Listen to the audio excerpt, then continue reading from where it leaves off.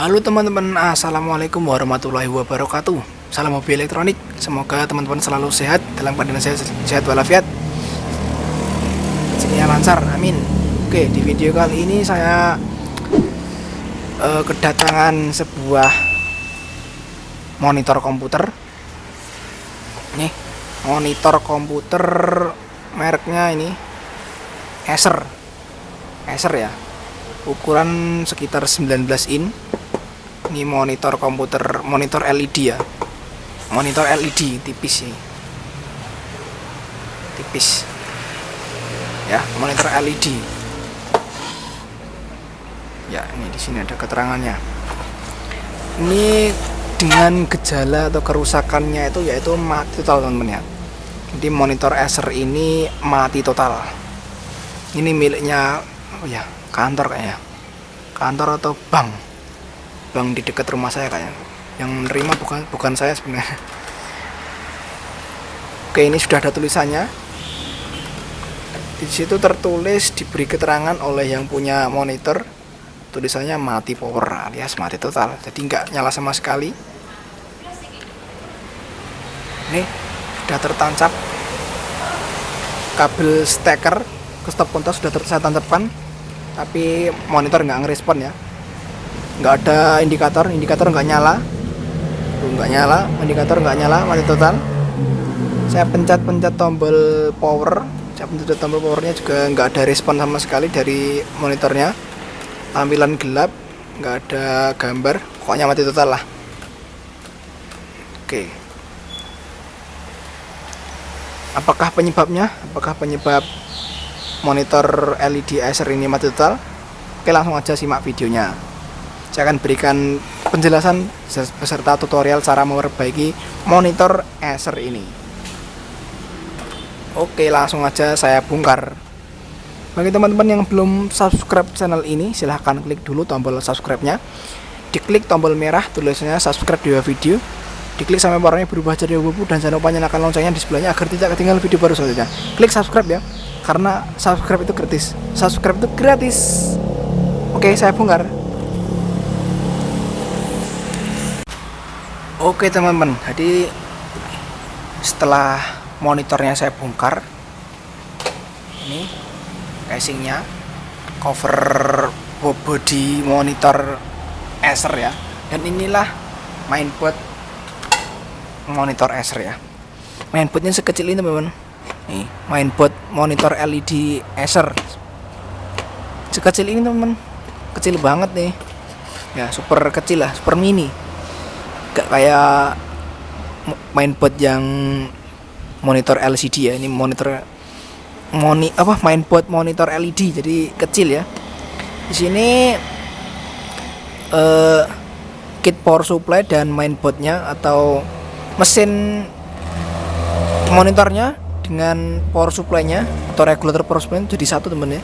Jadi all in one ini ya, all in one. Jadi semua komponennya dijadikan satu PCB ya, satu unit.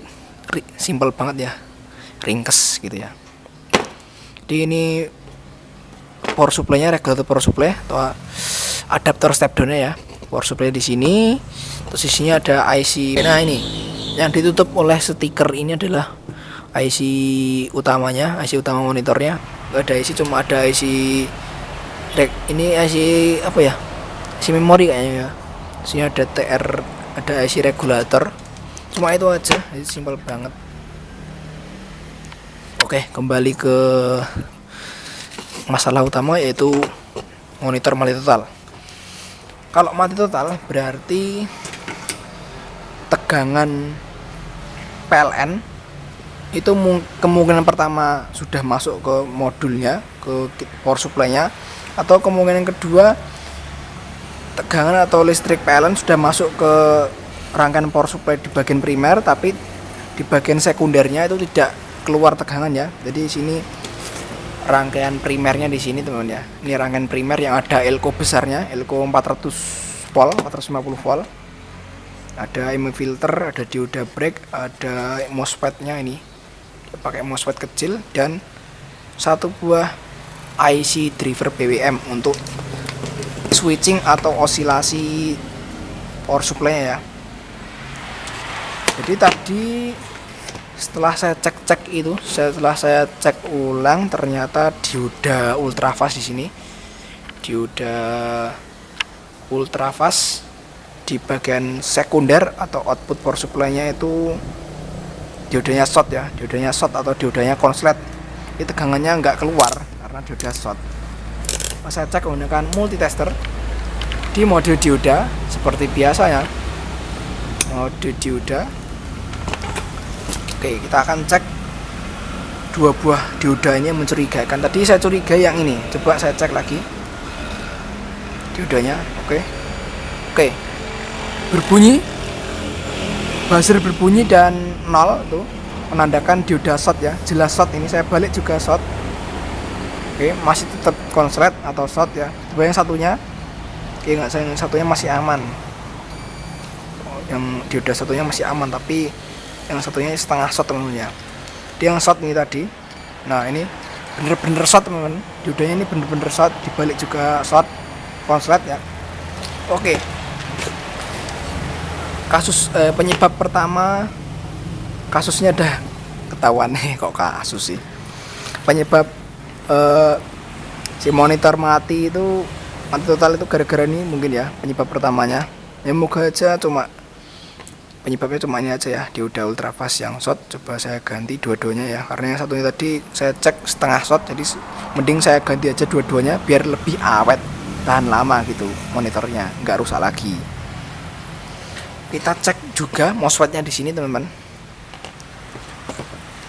Tadi itu saya cek di sini, di elko primer tuh masih ada tegangan sangat tinggi.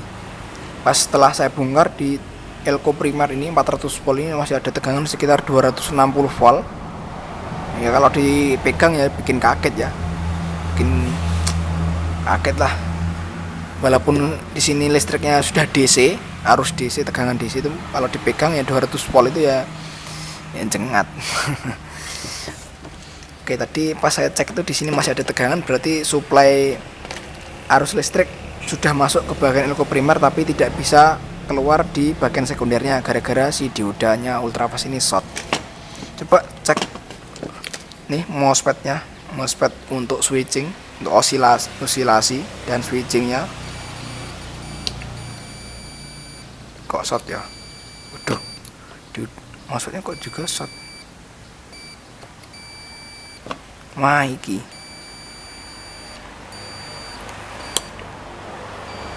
wah, ternyata juga short bro. Wah teman-teman, ternyata di MOSFET-nya sini di bagian primer power supply ini ada MOSFET, ini juga short nih. Coba saya cek ya. Lah ini short 0 sampai 0 dia. Saya balik juga tetap sama 0. Waduh, nggak tahu nih, mungkin si MOSFET ini tadi jebol atau short gara-gara overload ya, karena si dioda ultrafast di bagian sekunder short, akhirnya di bagian primer power supply juga ikut short ya. MOSFET-nya juga jebol karena nggak kuat. Sini short, akhirnya di sini overload. Tegangannya jadi mungkin over voltage gitu ya, tegangannya over. Akhirnya MOSFET-nya juga jebol. Gara-gara sekundernya ini juga MOSFET-nya diodanya jebol ya. Oke, saya akan ganti dulu diodanya ini, dan MOSFET-nya ini juga saya akan ganti coba ya, dan nanti kita akan tes lagi, dicek lagi tegangannya apakah sudah keluar. Oke, simak terus videonya dan jangan lupa subscribe-nya. Klik tombol subscribe-nya karena subscribe itu gratis. Oke, lanjut saya kerjakan dulu.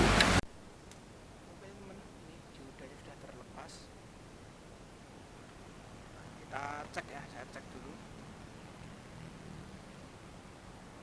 Nah, dioda yang sudah terlepas.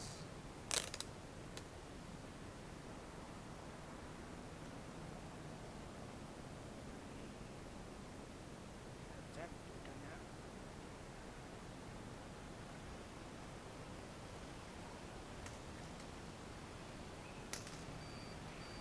Oh, nih.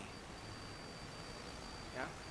Betul-betul short ya, betul-betul konslet atau short. Nah ini short bro, Oke, 2 buah dioda udah saya copot dan saya ganti pakai dioda ultrafast yang model seperti ini. Biar fokus dulu. Nah, saya ganti pakai dioda ultrafast yang model seperti ini ya, model seperti transistor atau seperti FET ya. Saya ganti 2 buah, saya jemperkan kaki anodanya, katodanya sebagai outputnya.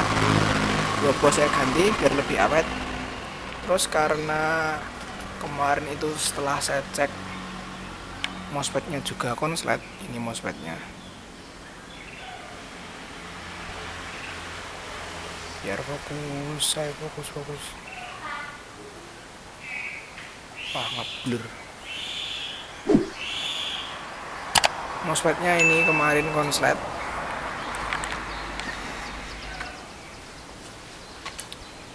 Kamera nih.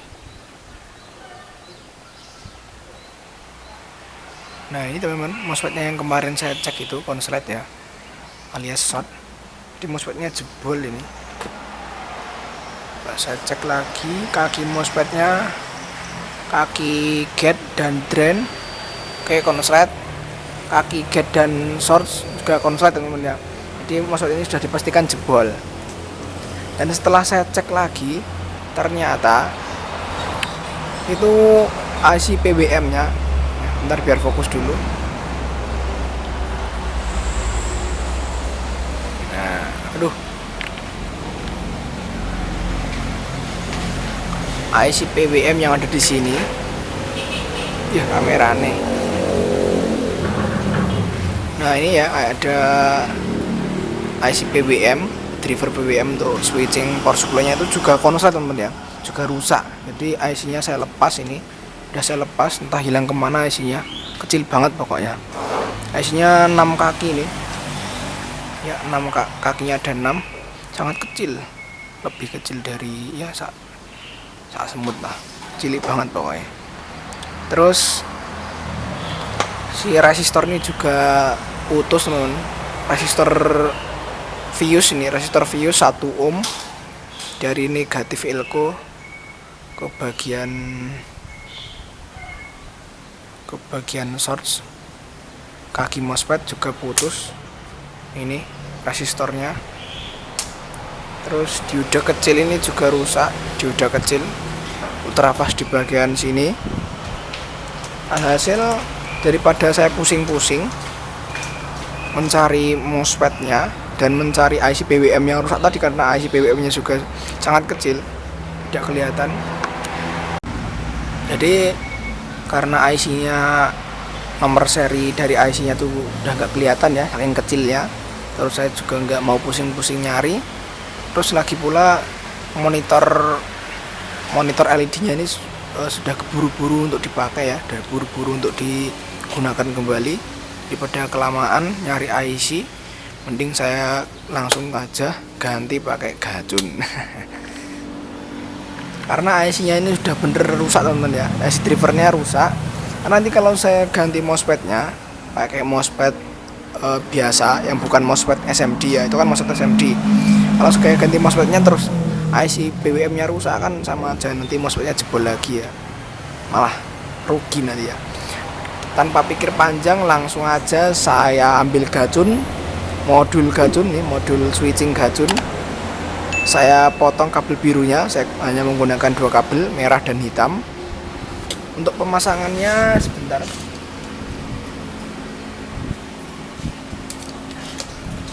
Untuk pemasangan modul gacun di power supply, di switching power supply LED monitor Acer ini cukup mudah teman-teman ya.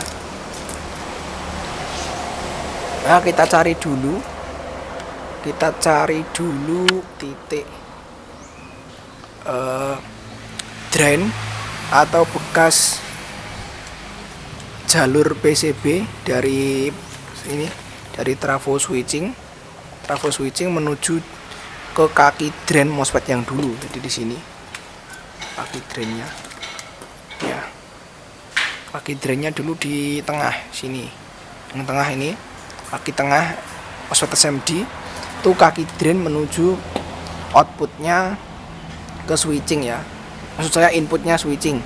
Kan switching itu yang kaki pertama itu masuk ambil dari tegangan positif elko ya, tegangan positif elko. Yang kaki kedua itu ngambilnya dari kaki drain MOSFET. Nah, karena MOSFET-nya sudah tidak dipakai, saya ganti pakai gacun. Jadi kabel hitam gacun ini ke ground, bukan ke ground sih, ke ground atau 0 volt atau ke negatif ini, negatif elko besar ya. Pokoknya kabel hitam gacun ini menuju ke negatif atau groundnya elko ini. Groundnya 300 volt ya. Mau dicari kaki negatif elko dan itu adalah negatif 300 voltnya. Nah, untuk kabel merahnya itu menuju ke kaki drain MOSFET-nya tadi ya, bekas kaki drain MOSFET tadi, atau ke jalur input trafo switching yang kedua. Yang pertama kan ke positif elko ya, yang kedua itu bekas kaki drainnya tadi dipasangkan kabel merah gacun. Jadi kabel merah gacun ini untuk outputnya menuju trafo switching yang dulunya bekas jalur kaki tengah MOSFET atau kaki drain MOSFET ya, yang tengah itu.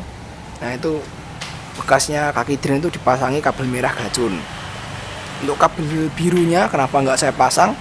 Karena rangkaian feedbacknya mungkin juga sudah bermasalah ini. Jadi kabel biru di gacun ini untuk feedback tegangan atau feedback untuk standby-nya, on off standby-nya lewat kabel biru ini. Tapi agak susah ya ini, karena kayaknya rangkaian feedbacknya ini optocouplernya kayaknya juga bermasalah. Jadi saya pasangkan 2 kabel aja. Kalau teman-teman mau memasang 3 kabel, birunya itu dipasangkan ke sini, ke kaki mana ya, lupa saya. Kalau nggak salah ke sini, ke kaki salah satu optocoupler ya, tapi saya lupa. Di video selanjutnya saya akan jelaskan tentang pemasangan gacun 3 kabel. Ini saya pasang 2 kabel dulu, dan setelah dipasangkan, untuk uji coba pertama jangan langsung dicolokkan ke listrik langsung ya, harus dikasih pengaman dulu biar aman ya. Terus jangan langsung dicolokkan lama-lama, karena kita baru pemasangan gacun pertama kali dinyalakan, jangan terlalu lama ya, dicek dulu tegangannya. Dan di input sini, input tegangan AC PLN tuh salah satu kakinya di seri menggunakan lampu bohlam 100 watt, lampu bohlam ya, untuk sebagai sikring pengaman. Jadi kalau ada masalah masih ada problem bagian power supply-nya, nanti lampu bohlamnya akan menyala terang, jadi tidak menimbulkan kerusakan yang fatal teman ya. Oke, karena ini kemarin sudah saya cek tegangannya, coba kita cek lagi tegangannya teman-teman. Yang pertama harus kita cek adalah di sini output dari trafo switching ini ada 2 output. Yang pertama output tegangan standby, tegangan 5 volt.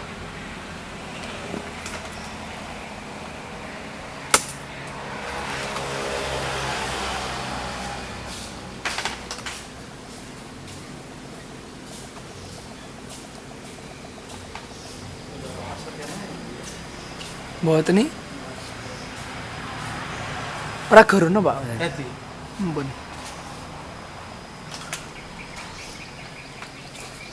Ini sisa kan ngaro dipasang ini saja kan.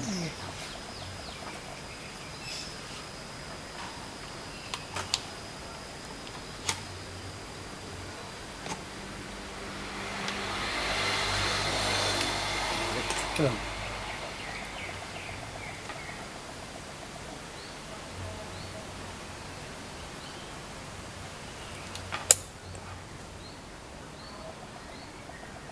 Ngogi pas, aduh, pasang ini tak anu.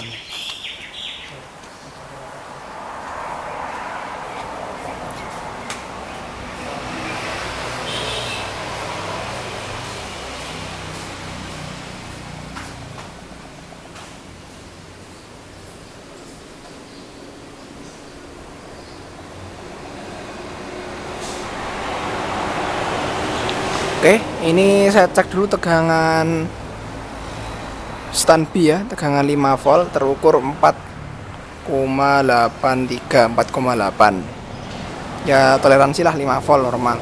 Terus tegangan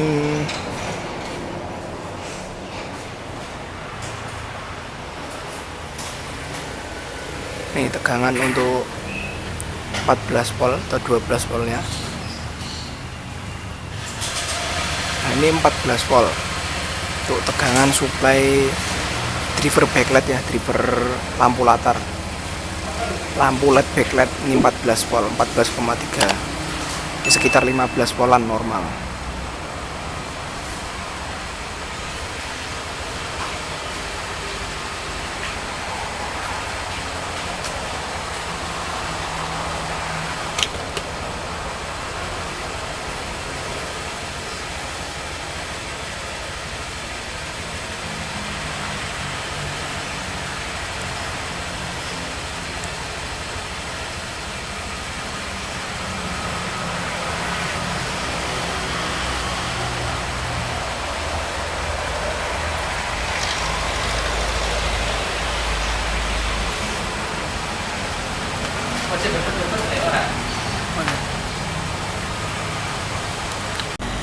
Oke teman-teman, singkat cerita sudah saya bungkus kembali ini monitor LED Acer-nya.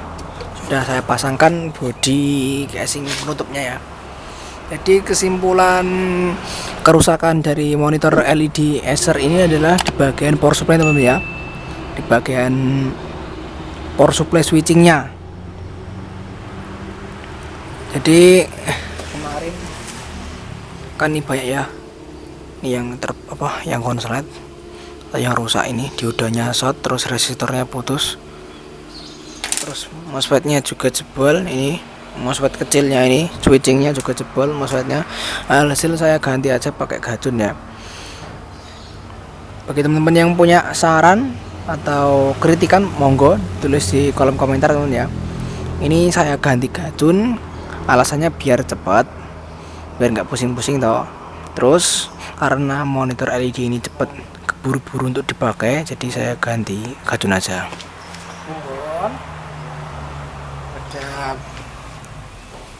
Jadi karena waktu yang punya suruh cepat menyelesaikan monitornya, jadi saya ganti aja pakai gajun ya. Yang penting monitornya bisa nyala, karena kalau nyari IC drivernya itu susah teman-teman. IC-nya kecil, terus nyarinya juga susah.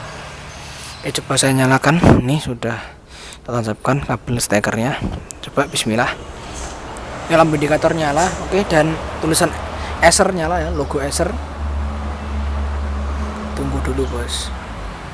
Oke, dia nge-restart karena nggak ada inputnya. Oke, itu udah ada tulisan cable not connected ya, itu udah ada tulisan cable not connected ya, udah nyala ya. Oke, ini karena nggak ada sinyalnya, yang penting monitornya sudah nyala bos, sudah nyala teman-teman ya. Tinggal nanti dibawa pulang sama yang punya monitor ini. Oke, mungkin cukup sekian video kali ini, semoga informasi yang saya sampaikan bermanfaat. Kalau ada kesalahan ya saya minta maaf sebesar-besarnya. Tulis saran kritik di kolom komentar. Bila ada koreksi silakan ditulis di kolom komentar. Jika ada yang request video silakan ditulis juga di kolom komentar. Jangan lupa bersyukur dan jangan lupa subscribe juga teman-teman ya. Subscribe channel ini dengan mengklik tombol subscribe di bawah video. Sampai jumpa di video selanjutnya. Wassalamualaikum warahmatullahi wabarakatuh. Boom.